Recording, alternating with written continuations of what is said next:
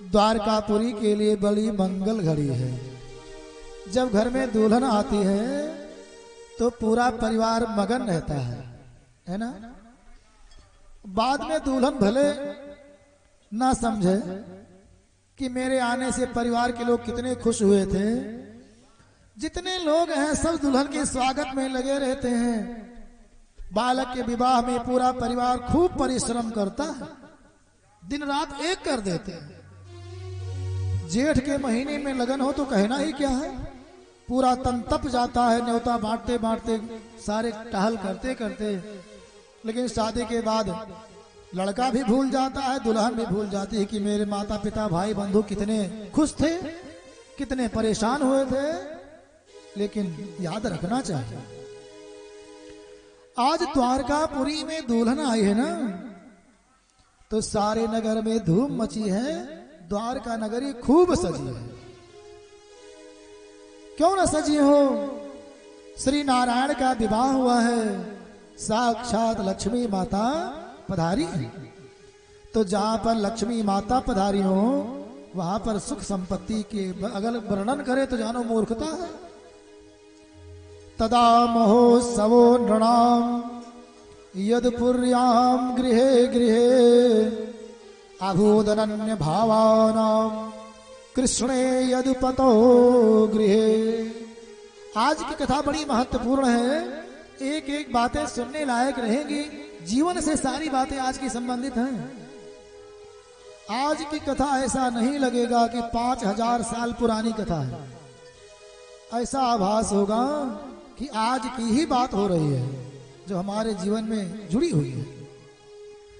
श्री सुखदेव स्वामी कहते हैं ना कि तदा महोत्सवो नृणाम, जब से रुक्मिणी महारानी दुल्हन बन करके आई है तब से पूरे द्वारकापुरी में महोत्सव ही महोत्सव है।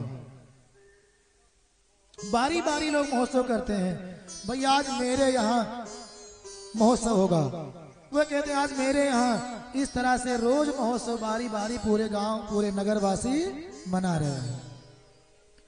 और कैसे कर रहे हैं, सिक्त मार्गा मदच्चित आहूत प्रेष्ठ भूभुजाम, मार्गों को सींचा गया है, जहां पर धूली थी उन मार्गों का सिंचन किया गया है। और सारे द्वार को कलश आदि से सजाया गया है, केले के स्तंभ लगे हैं, तोरण पताका बंधन मार सजाए गए हैं, दही दूर्वा जल भरे कलश ये सब रखे गए हैं। सौभाग्यवती स्त्रियां मंगल द्रव्य लिए जगह जगह खड़ी हैं और सुंदर सुंदर बालकों को, सुंदर कन्याओं को चंदन टीका करके उनको द्वार आदि पर खड़ा किया गया है। ये सब मंगल सूचक है, ऐसा करना चाहिए।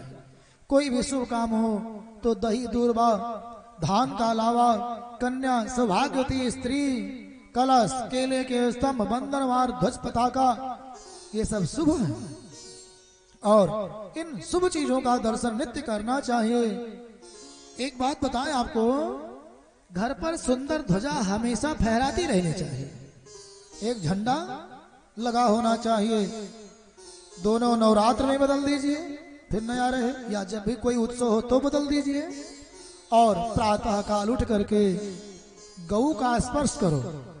कहते हैं कि प्रातः काल उठ करके अगर गौ माता का स्पर्श किया जाए, दर्शन किया जाए तो सारे पाप भस्म हो जाते हैं। ध्वज पताका का दर्शन करने से दिन शुभ होता है। सुबह उठिए, अपने घर की पताका का दर्शन करो। कहीं जा रहे हो, यात्रा प्रारंभ कर रहे हो तो घर की पताका का दर्शन करो। सूर्य भगवान का दर्शन करके यात्रा करना चाहिए। दाहिना पैर आगे बढ़ाना चाहिए। सौभाग्यवती स्त्रियां, कन्या अगर कोई है तो उनको दाहिने करके जाना चाहिए। गौ मंदिर या कोई शुभ स्थान है तो उसको दाहिने करके यात्रा करनी चाहिए, निश्चित ही सफलता प्राप्त होती है। यात्रा करने का एक नियम और भी है, या तो माता के कमरे से यात्रा प्रारंभ करो, जिस कमरे में, जो कमरा माता का है, जहां माता निवास करती माता जी, या तो माता पिता के कमरे से यात्रा प्रारंभ करो, या तो भगवान के कमरे से, और या फिर अपने शयन कक्ष से यात्रा प्रारंभ करना चाहिए। ऐसा करने से निश्चित ही यात्रा सफल होती है। हंसते हुए